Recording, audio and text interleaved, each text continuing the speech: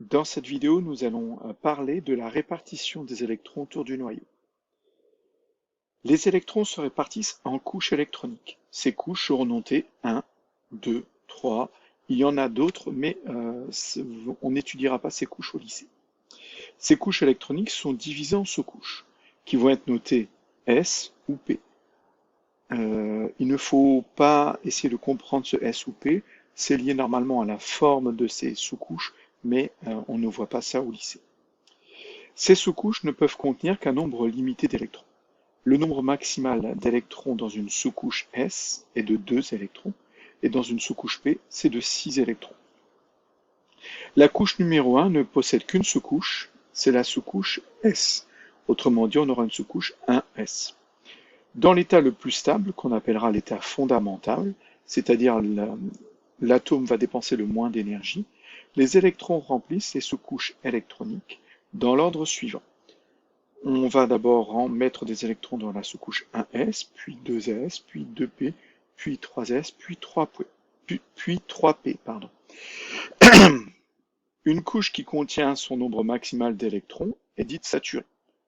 La couche de valence est la dernière couche, c'est-à-dire la 1, la 2, la 3, occupée par des électrons. Donc si j'ai mis des électrons jusque dans la couche numéro 3, la couche de valence est la numéro 3. Si je me suis arrêté en remplissant avec des électrons à la couche 2, dans ce cas, la couche de valence est la numéro 2. Les électrons sont les moins liés, ces électrons sont les moins liés au noyau et sont appelés les électrons de valence. C'est-à-dire ceux qui sont dans la couche de valence, les électrons qui sont dans la couche de valence, sont les moins liés et appelés donc électrons de valence de façon logique. La configuration électronique d'un atome ou d'un ion monoatomique décrit la répartition des électrons dans les différentes couches électroniques.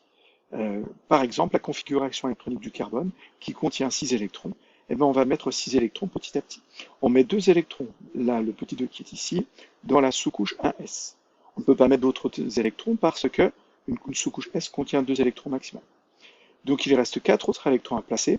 On va en mettre 2 dans la sous-couche 2s, donc le petit 2 qui ici représente les 2 électrons.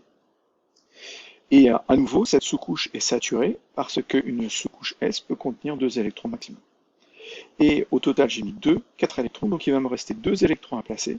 Là, dans la sous-couche suivante, je vais placer donc 2 électrons, le 2 qui est ici représente les 2 électrons, dans la sous-couche de P. Cette sous-couche n'est pas saturée parce qu'une sous-couche P peut contenir 6 électrons. La couche de valence sera la couche numéro 2, parce que la dernière couche remplie contenant des électrons a été la numéro 2. Et les électrons de valence, il y en a 4.